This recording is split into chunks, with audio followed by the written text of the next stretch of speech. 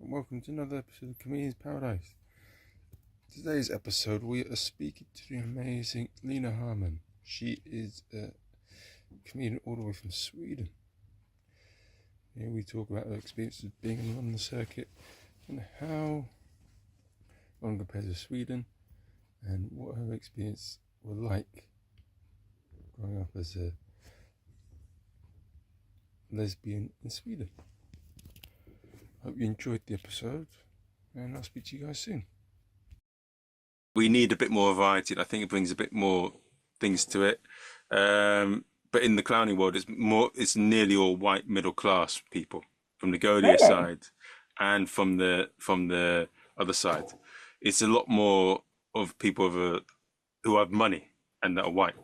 It's changing a little bit and it's getting more diverse, but yeah, if you speak to Michelle Matlock, first African-American clown, in America and in the European style, it is mostly all white. Yeah. Still. That's a shame. But it is what it is. And that's one of the reasons why I thought I'd bring you on the podcast as well. Because I like, as you said, it's quite diverse, but you've got a very different background to me. Like, you're lesbian Swedish. I'm just an Orient, half Asian and white guy who's a bit awkward. So that's we're both awkward. Yes. That's for sure. But that's what I want to get into. I want to see a different point of view. I spoke to Matt Lowe's, you know Matt Lowe's, of course, and the homeless comedian yesterday. So yeah, I love doing this podcast. I'll never stop doing it. I just think that I like about comedy, it's got a very diverse range of people, different stories. There's lots of interesting people in it. It's never boring when I go to a gig. Either it's completely mad and you don't forget it, or it's great and you have good camaraderie with people. There's always something going on. It's such a mad world, but I love it. Yeah, I agree.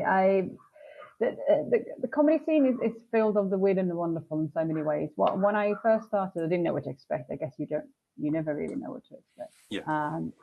But what I'm pleasantly surprised about is that I met so many lovely people of different backgrounds and perspectives, which is so giving and so rewarding, and it's just been overwhelmed by that. And made some friends along the way, which has been lovely as well. So yeah, it's way more than I expected. I didn't know what to expect, to be fair, but it's just been a great experience all in all, really.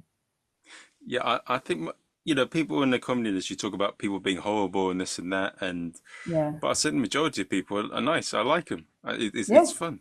Most people are lovely. Yeah, I agree. I think it's just maybe some people with power that potentially can be difficult to reach for a lot of people as well, which of course there's so many people doing comedy that it's hard to reach certain people potentially. I don't know. And then there's definitely some areas where a bit diversity can do no harm. For sure. So being like a comedian on the circuit for Sweden, and is there so you said that there needs to be more diversity, and I think so as well. I think definitely in the stand-up circuit is getting there. But what have you noticed in terms of how it could improve in its diversity from what you've seen in the London scene? Generally, I think it is getting better and better. I think, for example, there's new clubs opening with loads of people who are from different backgrounds, from, not just white backgrounds, but like various different countries and Black people, Asian people, all that kind of thing. There's definitely queer comedy clubs now. There's even the Queer Comedy Club, which is a comedy club that's aimed at promoting queer talent. That is great, and I think is a really positive step forward. And as a queer comedian myself, I appreciate it because I feel like I've really found my space. I found my people, if you like. Quite niche, maybe, like queer and Canadian, but you find people who are similar to yourself and have similar interests.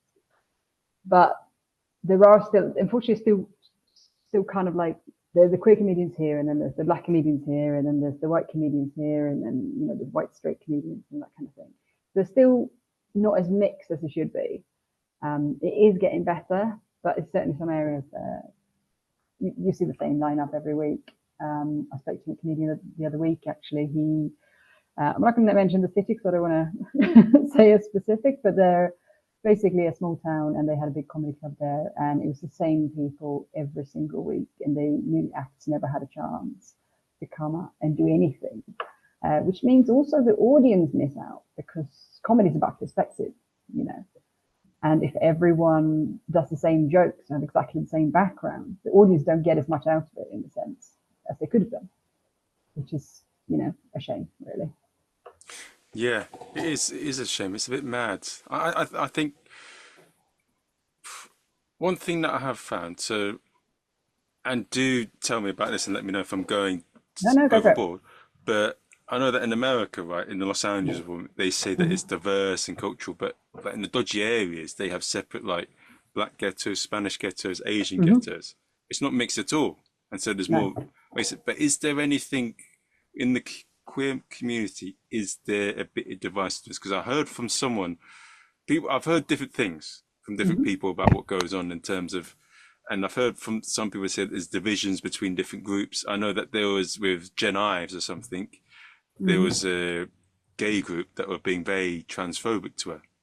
And Really? then I heard about someone who isn't gay told me this, but he said that gays and lesbians don't like each other. But then I know that that's not true at all. But then I'm hearing loads of different things. For someone who's not in that community, is there?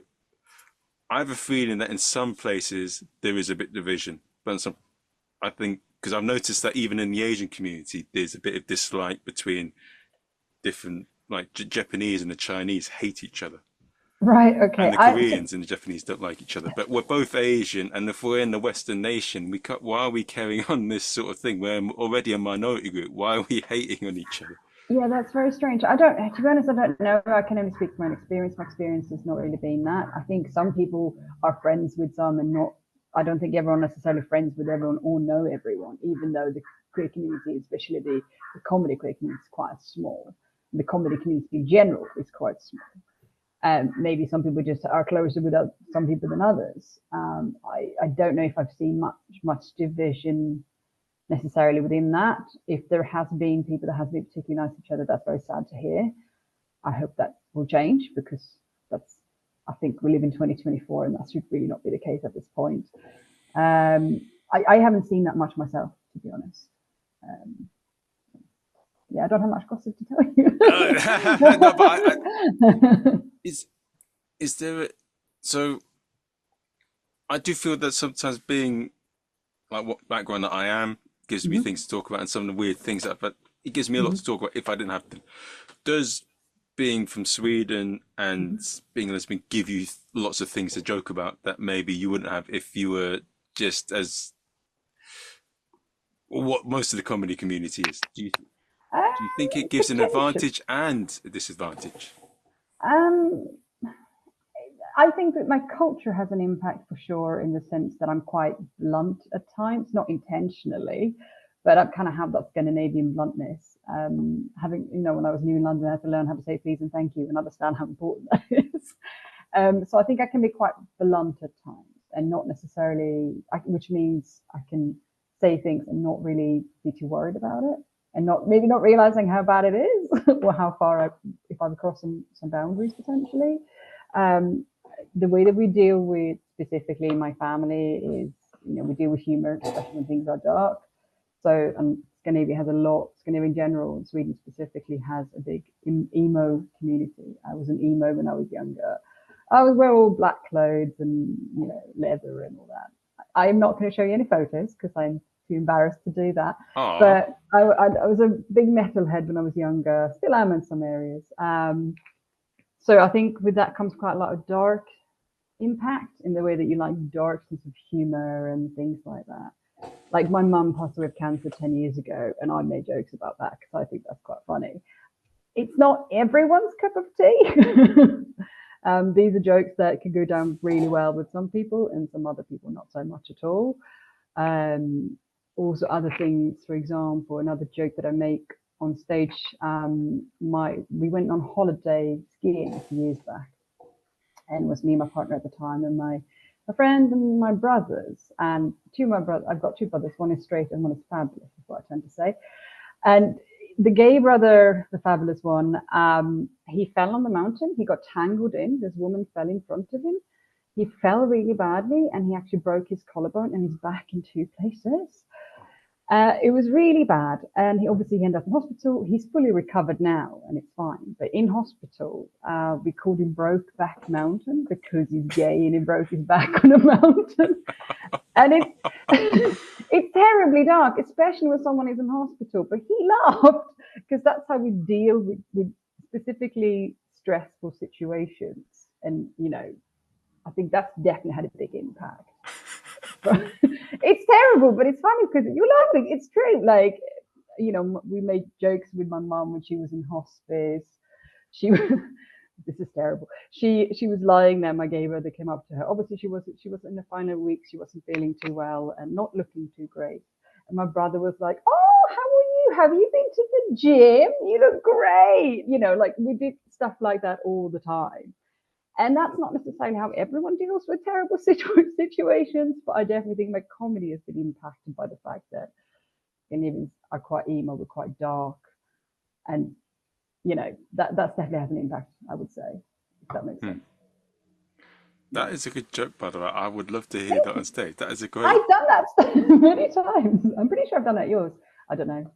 Maybe I have. think you were. I don't. I think you were heckled before you got a chance to say that bit. That's probably true. Yeah. Yeah, that's probably true. That is a brilliant bit. Oh my god. Thank you. Well, it's a fun. I did. I might just to add on to be, if anyone's unsure, my brother is fully recovered, and I did ask for his consent before I did that, just so nobody thinks I'm a horrible person in that sense. He was like, "Yeah, do it. That's awesome." Even when he was in hospital at the time. So when he broke his back, he had like not like a corset, but like a thing that held his body together, right? To make sure that he wasn't moving and all that. And at the time, he was making jokes like, "Oh, I look like a mannequin." He's quite camp. So he's like, "Oh, I look like a mannequin. I'm going to go around Stockholm and be like the broken mannequin, set up a new Instagram account." Like, just terrible, terrible ways of dark humor to deal with a stressful situation. So, yeah. Stuff like that. I think it relieves the tension though, because I know that Chris McClade made a whole hour show about his dad being murdered by someone, and it was a good show. I loved it. It was very good. I know some people didn't like because he gets quite dark and he says some words that could be a bit iffy. Yeah. Like he says words like he mentioned how there was a bit of a banter between his dad and an Indian guy, and he used to say some racist things to each other, and he got banned from the Soho Theatre because of it. But really, I didn't know anything about that. I watched the show. It wasn't really offensive. It was just showing his trauma and how they interacted. It wasn't like saying that, oh, people of this race are this or that. But it is what it is. I think you just got to work your way around things. But yeah, it was a great show. I loved it. But no, it's yeah. But I think it is part of it's true about what they say about the comedian being didn't they say that comedians have some sort of pain or something, like the kid being bullied at school, so they make him laugh or something. Yeah, I feel that I'm that type of person. Yeah, I make people laugh to stop getting bullied. I think most comedians have been bullied in one way or another. I'm certainly no exception to the rule. I was like a really fat, weird kid. Now I'm just weird and a bit chubby, so that's gotten better, I guess. Small things in life. But yeah. I used to get so insecure about it, I get really upset about it. But as I've been in London for a while, and I've built I think since I come back from Italy, what I've realised is I've got quite a big base of people. Even though I'm a bit eccentric, a bit odd, I've got a base of people that like me for what I am. So I'm not really, and that's so important, because now if there's a group of people that don't like me, or if people saying that I'm weird or this and that, it doesn't really affect me as much anymore, because I know there's a lot of people that like me for the prick I am. So if once you have that, it affects so much that I remember I went to go and support someone at one of their shows, and I think I heard the person say, "Oh, this clown thinks let me know if this joke is wrong, but this clown thinks, oh, I'm his girlfriend. What's it called? This twat thinks I'm his girlfriend or something, whatever." And I said, and then I thought to myself, no, I'm not a twat. Twats aren't sentient beings or whatever. But that was a bit of a hurtful thing, but that's the thought that came out of it. And then I said, but then someone else said to me, I was in a social gathering where I was by myself, and one thing I found that is probably a bad thing if you're in a comedy thing or even with the clown community, whatever. If you go on your own, some people who are insecure or characterless sheep will try and pick on you and bully you. And if you're in these situations, bring someone along with you. But Yeah. one of them said, "Oh, I was such a weirdo," or whatever. But when I thought about who said it was this person, one, I don't find them too interested. They're a bit of a sheep. Two, they're a bit of a sheep, so that it doesn't really bother me too much what they said because they're not someone that I think that much of. No. So I think that, I mean, and maybe I'm showing my age, but the best thing about getting older is that you become more comfortable in your own skin and you become more like, I've been wanting to do comedy for a long time, but I didn't even dare to. And also there are two double whammies, like it's my second language and I have dyslexia. So try to write things and in your second language and things, even if you have things like ideas in your head, try to get them down to a piece of paper and then actually performing it is entirely different. But because, you know, with time you learn. Obviously, my English has gotten better since I moved here, but it, you know, you grow and you evolve as you come along, and also you start to realize that mostly people who would maybe be, you know, difficult or rude to you, quite often it's themselves who are insecure or something. If you've got nothing better to do with your time than to have a go at people, then you're probably not that happy anyway. And you learn that as you go along, I think, and go, well, that's true. Next, you do you. Well, the thing is, we all got our own. But there's too much. We're dealing with too much of our own shit to worry about what some other prick's doing. Yeah, especially in London. Everyone's so busy anyway. Who has time? I barely had time to take the bins out, let alone have a go at someone. So I found that seems to be the better therapy for me than any sort of meditation video, any sort of chat. I find that interacting with a friend or being busy doing something helps me manage a lot of my bull crap. Same. Luckily, my friends are as dark as I am and has a dark sense of humor, so that's really helpful. And they have no boundaries or standards, so that's really good. You write it down. Yeah, pretty much. No, but like, for example, no, don't worry, I'm not going to say that. Go on. Sorry, go on. So I want to see what your thoughts on this. So two things that I want to make fun of. There's two people use some. I find it funny when people try and use.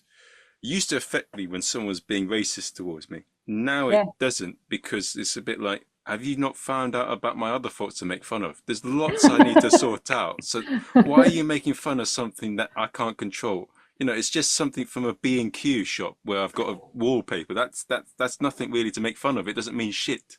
No. And also when people in school used to make fun, oh, you do this is gay or this is lesbian, whatever. I don't think it's an insult.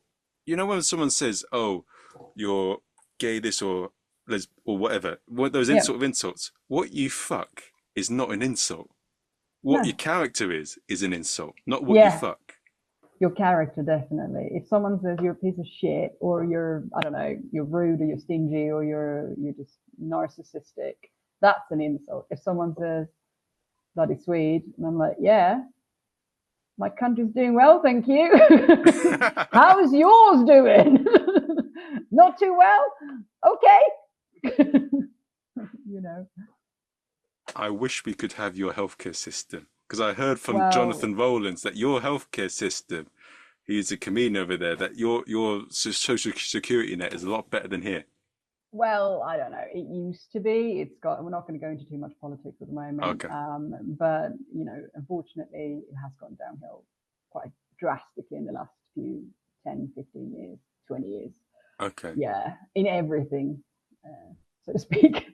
Unfortunately, there's been some very large right-wing politics coming in, which is worrying at the best of times. And so. Which also has a negative effect on all aspects, not just healthcare and services, because people are focusing on the wrong things.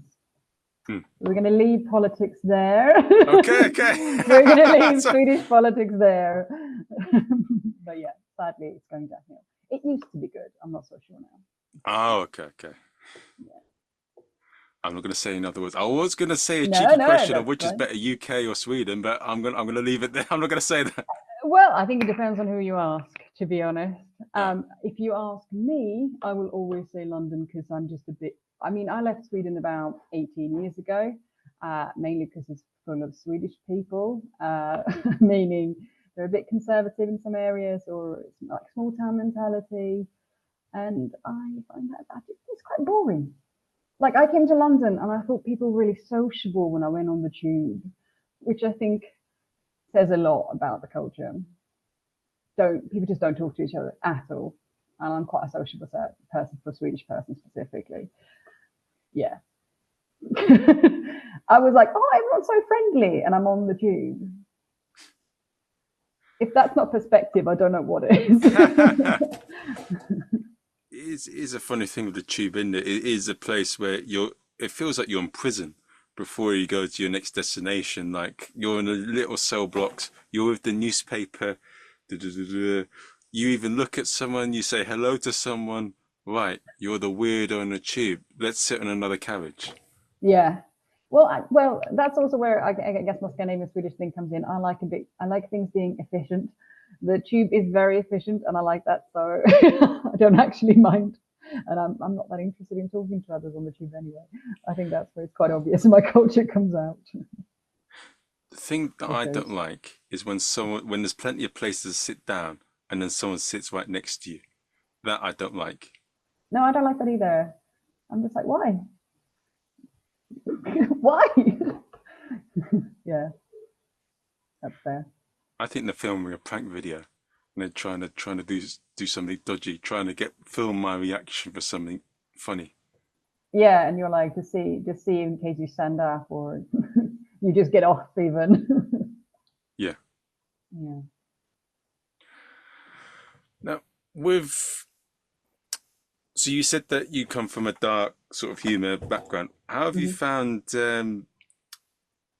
Has your humor changed since you've been in the UK? I think a lot of it not necessarily changed, but obviously you learn different cultural references. There are things like I don't think I could write stand up in Swedish, for example, because I've never done it in Swedish, and Okay.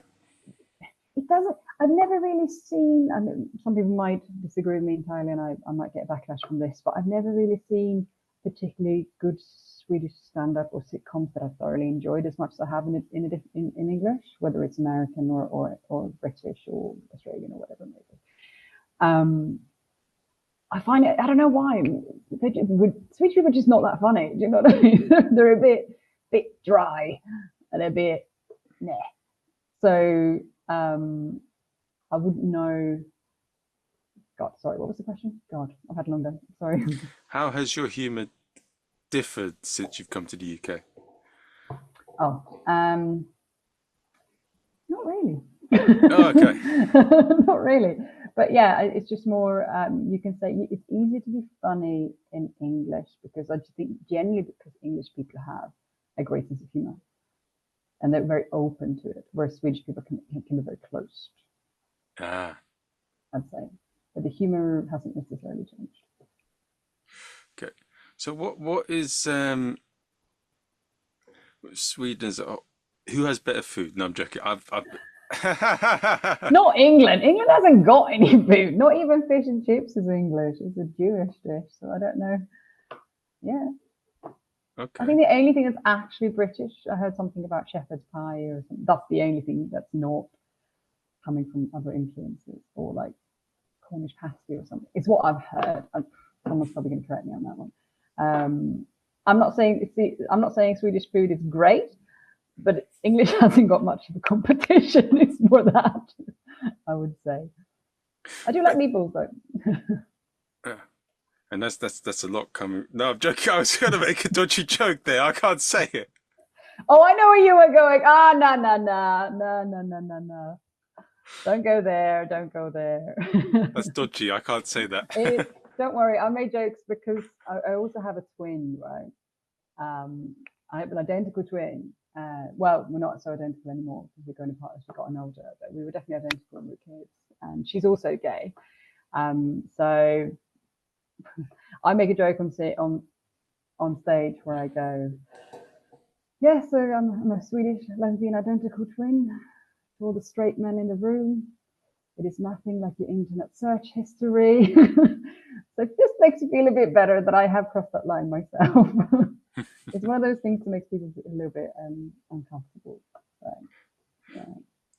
Do you get any dodgy like colleagues or any dodgy people when you tell them that you're that way and they go, what there? What if I could turn you or something? Do you get any stupid questions? Because I get stupid questions as an Asian. Yeah, no, not in a long time. More when I was younger. I think as time has progressed, specifically the last, I don't know, 10, 15 years, I think people are so much more open than it was 20 years ago. There's definitely, I mean, ever so often you run into someone, and it would be only men who has this weird idea, who doesn't really seem to know the reality, who seems to think, oh, you have a female partner. Do you ever, you know? And I'm like, what world do you live in? No, very odd. That's happened. It doesn't happen often, but has happened. And that must say, I do find quite offensive and highly inappropriate and highly uncomfortable. But it's rare, but it has happened. Would you make fun of it and say how stupid it looks? Like you No, say, I would just call it out and say this is inappropriate, and I would call it out 100%. Depending on the situation, it actually happened in a work setting, like corporate work setting once. Yeah, at the time I was so shocked that I just left. But then I thought about it later and I said I should have said something. And after that experience, I was like, no, if it ever happens again, I'm going to call it out straight away. And I have done that before. Like it was, some weird comment happened at like a birthday party, and this guy was being inappropriate and just disgusting, quite frankly. And I told all of his friends what he had said, and none of them were impressed. Would you use that in a joke routine? That was what I was getting at. Because there could be a story there. I already have a little bit. I might do a little bit more. I haven't really developed it, but I might do, yeah, definitely. There's definitely room for it. I don't know. I just got you could do some funny act outs or something in like. Maybe, yeah. I'm in the process of trying to like start writing new stuff at the moment anyway, because I've been kind of doing the same set for a while. So I'm all like trying to find new ideas and try to develop it. So there's always room for something. There's always things that comes up in your head that you don't expect, and those are usually the best jokes. But you're not expecting them; they just turn up after working for a while and figure things out, and changing. And yeah. Did you find that in terms? Yeah, it's funny when that happens, isn't it? Like you go on doing something random, and then boom, you have this joke in your head. Like when your brother breaks his back in 2 places.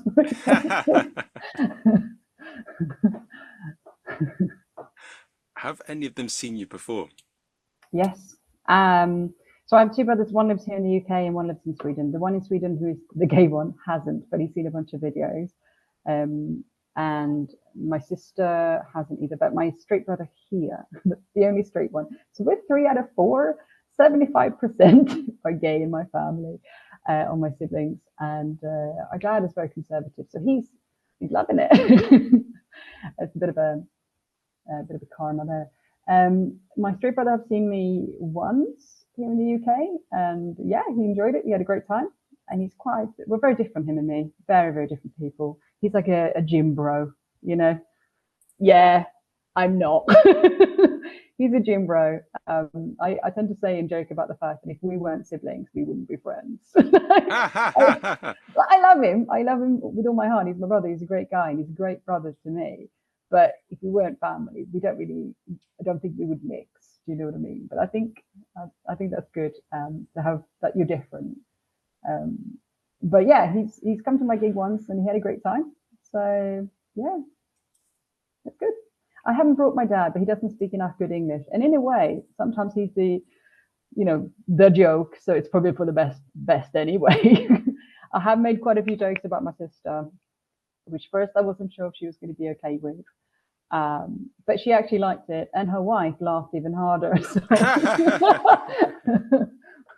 So It's it's good. been all right. Yeah, we just roast each other. That's okay. But what do you think? Yeah, it's good to have that relationship where you can say what you want to them without people getting offended. Because you're Yeah, no, you've got to be able to say things. I think people say, "Oh, you can't say anything these days." I don't think that's true. You can't punch down necessarily, but there's so much you can do. And if you're not capable of doing any comedy without punching down and being racist or something, quite frankly, you're a shit comic. There's so much that you can do. I think a lot of times it's the intent of it, it's the Yes. way you deliver it, and Mm. it's the message. It's if you do a joke that is borderline a line, but Mm. the crowd don't like it and it come across the wrong way. Mm. It's that communication, like you've delivered it the wrong way, so you've Yeah, got to work on your art and how to deliver it the right way. Like if I'm in absolutely. a work in a coffee shop, Mm. occasion like sometimes when you try and engage with a customer, your message that you're transmitting, I'm saying like a Mm. scientist here, is you want it to be delivered this way, but Yeah. you're not aware that from their experiences and the way they've seen it, they're going to perceive it another way. And if Mm. they give you the wrong message and you've delivered it wrong, you obviously go and you go back home and you change it. Yeah, exactly. Yeah. Mm. Yeah. It's interesting. I think exactly the key is what you're saying. It's whether if it's ill intent or if you just need to work on how you deliver it. Um, most people don't have ill intent, but I've definitely seen some comics that seems to think that just saying something completely outrageous without any substance to it seems to be comedy. And well, usually they don't do very well anyway in that case. But that's that's not it's not going to win you an audience. The audience will turn on you, and that's a good thing, quite frankly, because you shouldn't be rude. And you try to use that as a channel to express weird and inappropriate comments and thoughts, Yeah. basically. Yeah.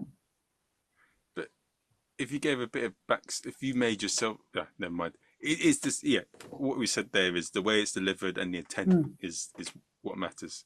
Yeah, definitely.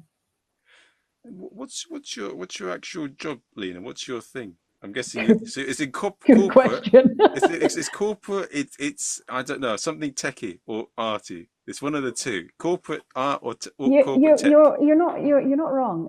Sorry. Well, I tend to say I chase people for a living.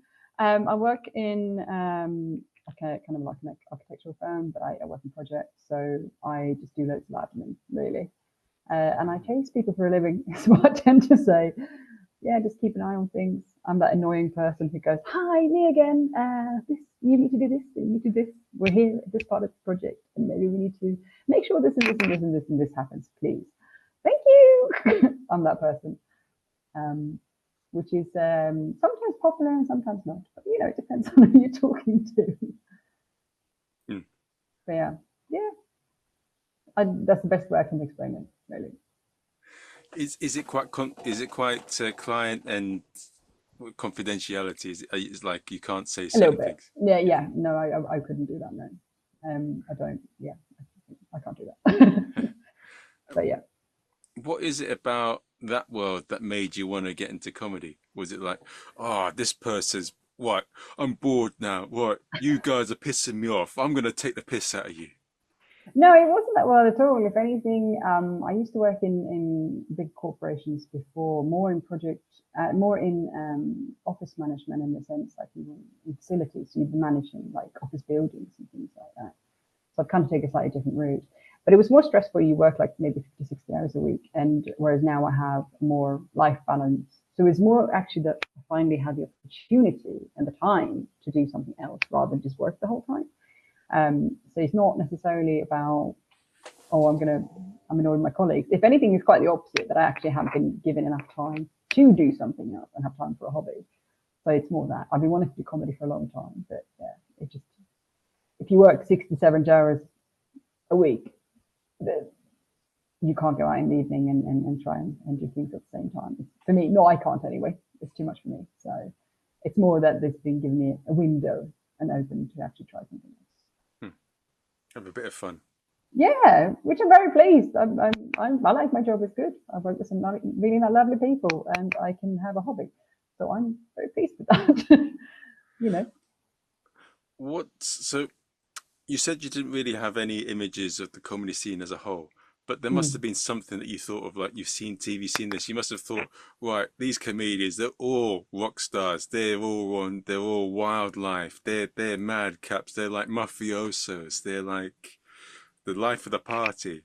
And then boom, oh my God, they are all like Harry Potter. I Yeah. don't know. I think I kind of knew that most comedians are a bit weird because it's kind of a famous part of the brand of comedian. Most comedians are a bit odd or a bit wacky in one way or another. But what I didn't expect, once again, what I didn't expect is how many nice people you meet in comedy, how many like genuinely lovely people you meet in comedy. Then all these big famous comedians, I think what I already knew is how hard comedy actually can be. But I think it's becoming more obvious to me now how hard. So the people that's actually done really well, I think people underestimate how much they have worked to get to where they are. Very successful comedians have spent years to work on their craft and learn their craft, and years and hours and hours and hours. And I think a lot of people just assume that comedy is way easier than what it actually is. And I knew it was difficult, but I don't think I realized how difficult until I started comedy, if that makes sense.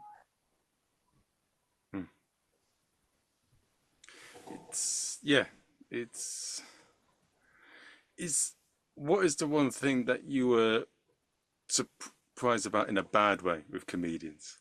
You said all these good. I like comedy as well, but what was something that surprised you? Was it the situation in terms of the gigs? Did you expect some of them to be in like the same room as the pub? Do you expect it to be in? What were things that were like throwing you up? Bloody hell! I was surprised about how many gigs there were, and sometimes maybe like you turn up and people forgotten you're there or you're supposed to be there. Or I think maybe sounds naive, but I was a bit surprised sometimes when people are just a little bit unorganized, and that's again from my Scandi thing. I'm just like, oh, some people go, oh, you're here, and they just booked you on the wrong night or things like that. I think that surprised me, which maybe it shouldn't have. Things like that, maybe, yeah. When you look at things on the certain end, but when you go up to like the comedy stores or the top secrets, and you went to the Edinburgh Fringe this year, were there any shows that you saw or any acts that you saw you were like, my God, how did they get this good? This is beautiful. This is Picasso. And did you Yeah. see anything on the other side where you're like, my God, fuck me, this makes me want to quit comedy? Not quit, but I definitely saw some comedians that inspired me. There's an amazing non-binary comedian called Sarah Keyworth, who they have been on the scene for quite a long time. They're only like 31, and I think they won like Funny Women competition like when they were only like 25 or something like that. So they started very early and have been successful very early and still are now. And obviously because they've started early, and clearly is very talented from the beginning, but also very obviously has worked on their craft and spent the hours and made the effort. I saw a show where they had created now at Edinburgh at the Monkey Barrel, and they just had top surgery, which means they removed the breast. It's female born, and removed the breast because they feel more comfortable. Yeah, they feel more comfortable as a non-binary person with not having female features. Oh, who's that? Sarah Keyworth. Okay. So they I had thought you top were surgery, and the show is called My Eyes Are Up Here, which is a genius title. And I went to see them in Monkey Barrel, see that show, and the show was about the top surgery, but also about all kinds of different things. So even if you go to that show, you don't necessarily need to be queer or non-binary to enjoy that show, because they're so good at writing, they're so good at engaging, that anyone enjoy the show, because it's not only about that. Obviously, it's about family, it's about love, it's about life, it's about all kinds of different things. And I just watched it in awe. It was the last show I saw before I left Edinburgh, and I was so glad that it was the last show I saw, because it blew me away, absolutely blew me away. The writing, the performance, it was so well done. So I recommend anyone to go and see that show if they get a chance. If they're not in Edinburgh, I'm sure they will tour soon. It was just absolutely fantastic. It was so good. That was like, Wow. yeah. Yeah, no. I saw that she had talent from the start. I was with her when she had the I think she started in 2015, and she was she had talent. She didn't have the strong Nottingham accent that she has now, though. All But right. that's been something that she's changed. But yeah, she was you see she had something from the start. Yeah, I think they did. I think definitely they did always. They are. I think they are a natural talent. But I think again, people underestimate. Even if you have a talent, that's not enough. You need to really work on your craft. You need to spend the hours. You need to put the work in, and that you can see that they have. You don't write a show as good as that unless you haven't worked on your craft for a very long time. People say, "Oh, how long does it take to be a good comedian?" I don't really know, but probably 10 years. It wouldn't surprise me. To be a good comedian, a really good one, it takes years. So, Yeah. One of the things that seems to be going on in some people are in a rush to get the riches of it rather than actually enjoying it and getting good at it. yeah, I think that's where a lot of people might be going wrong. And also, I feel like almost doing it for the wrong reason. If you think you're going to go into comedy and become, I don't know, rich and famous or whatever, I think you're gonna have a rude awakening, because that's not really how comedy works. Even if you do well in comedy, you know, financially it's difficult for a lot of people. Even if you do well, I do comedy because I absolutely love it. I've been obsessed with it my whole life, and I absolutely adore it. And that's why I do it. And all I want really is to just learn and get better. And then we'll see how that goes. But so far, I've had experiences in comedy that I never expected. I went to Edinburgh and did a gig at the So You Think You're Funny semi-final, which is something I'd have never thought about would happen to me. So things can come your way that you don't expect. And that's the weird and wonderful thing about comedy, that you have no idea. Or this podcast, for example. It's exciting. It's great, and I just have a great time with it. I think that's maybe some people forget sometimes. It's important to have the passion. There's no point in doing it if you don't, I think. Yeah. No. Yeah, it is. It's a. But if someone said right now, Lina, yo, like dog, excuse me, sweetheart, you are the bollocks. We want you on everything right now. You're going there. We're going places. We're putting you on Love Island. We're putting you on Celebrity Juice. We're putting you everywhere. You are the lass. If someone puts me on Love Island, I think they would need to reconsider their job. I'd be like, have you seen my hair? I am not Love Island material, but I appreciate the effort. I do have some self-awareness there. I don't know. Again, I think that's quite an unrealistic thing to ever happen. Not being negative, but it's just not necessarily anything that does happen. But at the moment, I think it's so important to learn your craft. Because if you try and go ahead, and if you try to run before you can walk, then people will catch you up eventually. That's just the truth. No matter what you do, whether it's a professional environment or whether it's a comedy environment or a medical environment, if you pretend to know things that you don't, eventually people will notice. And I think I'm at a part of my career, comedy-wise, that I have so much to learn. So I'm not going to run before I can walk, basically. And following on from that, from the gigs that we do and some of the other gigs, what would you like to see change in some of the things that you see comedy promoters do from the gigs that you're at? You tapped on it earlier, more diversity for sure.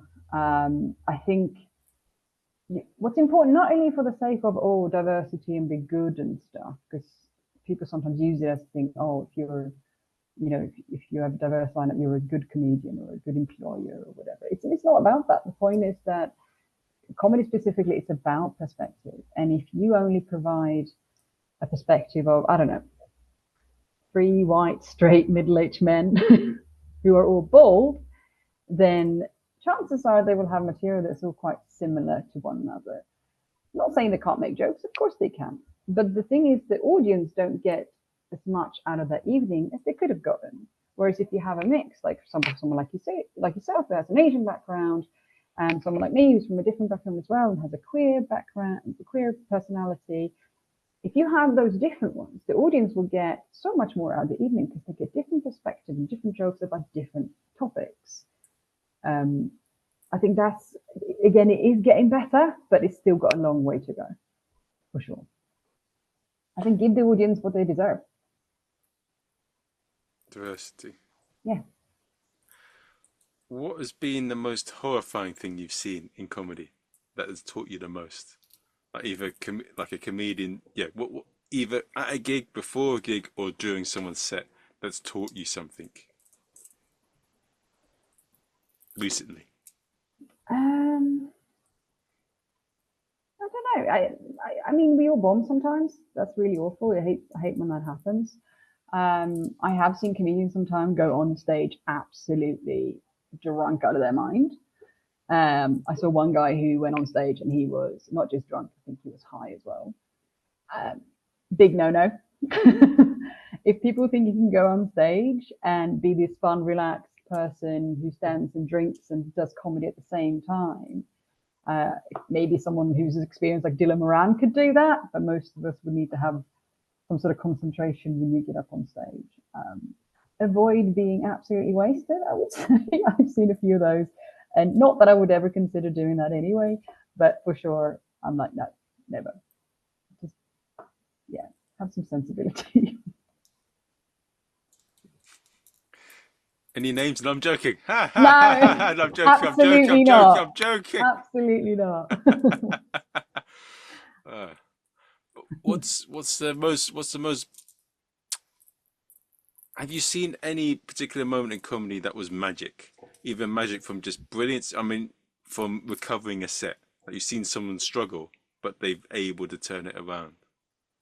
Yeah, I've seen quite a few MCs do that all over the open mic scene. For example, if an MC might be struggling a little bit with the audience in the beginning, and then still manage to bring them back later, especially after like an interval and has kind of died before.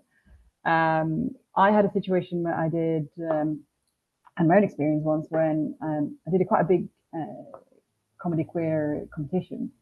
It's called Comedy Dreamers. Really great competition, quite a big one, and it was in front of about 150 people, and there was quite a lot of acts on that evening. Big room, great room, but as soon as I walked on, my microphone stopped working, and the entire room of about 150 people just died, and it was awful because I was already quite nervous because it's one of the biggest things I'd ever done. And they took them, they sorted out the mic pretty quickly, but it took about a minute or so, and it's enough for the room to die. It gets a bit uncomfortable because the audience wants things to happen. They're sitting there waiting. And I managed to get it back up in the sense of just addressing the problem in the room, addressing exactly what happened. And I'm like, hey, let's just kill the room and just and got it all back up again. That was horrendous though, but I managed to get through it. But I wouldn't wish that upon my worst enemy. That was horrendous. And I've seen some MCs do similar things like that, where things just stop working, or they do a joke that doesn't land at all and nobody's interested. People lose interest and just walk up to the toilet or whatever they do. But then still manage to kind of bring the room back in. And usually that comes with connecting and addressing the problem. Like the mic hasn't worked, or, oh, you're going to the toilet? You need to pee? And just like getting involved in like what they've done, going, oh, is it a bit of a tough bladder? Oh, do you want to talk about it? You know, that kind of thing. And then the audience kind of gets back in and realize, no, what you're doing right now is not appropriate, or that shouldn't have happened. I've definitely seen quite a lot of that. And I think that's a skill, especially some MCs. I haven't MC'd much. I've seen some great skill in MCs that have been able to address the elephant in the room and then kind of get the audience back on side because of it. Yeah. Now,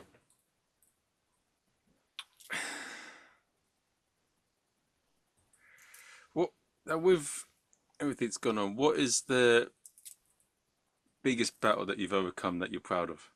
And what is the quote that you would like to share to comedians? My biggest battle is I'm actually more shy than people realize. I'm a bit of a geek. I'm a bit of a nerd. To put things in perspective, I work again, I worked in property, and I had to write, a few years back, I wrote a 6,000-word paper on health and safety, and I passed on the first submission. If that doesn't show you that I'm a bit awkward and a bit nerdy, I don't know what does. But I'm way more shy than people realize.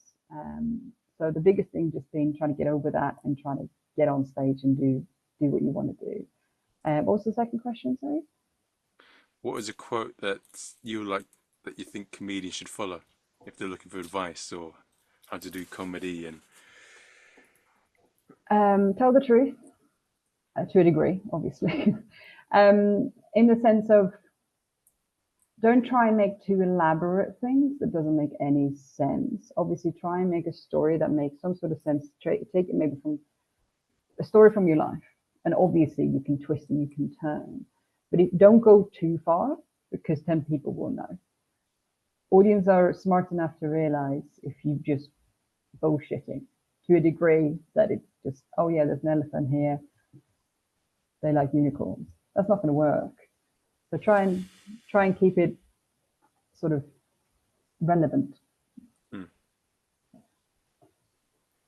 Great. And for anyone that's listening out right now, how do they find out about you? What's your LinkedIn profile?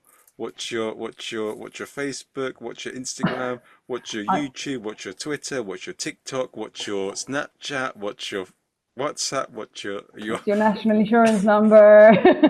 Your mother's maiden name? Well, no, I'm on Instagram and I'm on Facebook as Lina Haman Comedy, and you can follow and not subscribe. You can follow me. I've only got Instagram and Facebook, so that's good. Okay. Well, I hope you guys have enjoyed this. I've enjoyed this like a combination of chicken fried rice with meatballs from IKEA and chips and mustard and ketchup. So you put those two things together. That's how much I've enjoyed this interview, and I hope you've enjoyed it. That sounds terrible, but thank you. I know, it's delicious. Together. Wow. That's all right. I like that. You know what? I hope, make sure you share this episode if you liked it. If you didn't, don't. Give it a 5-star review on Amazon iTunes.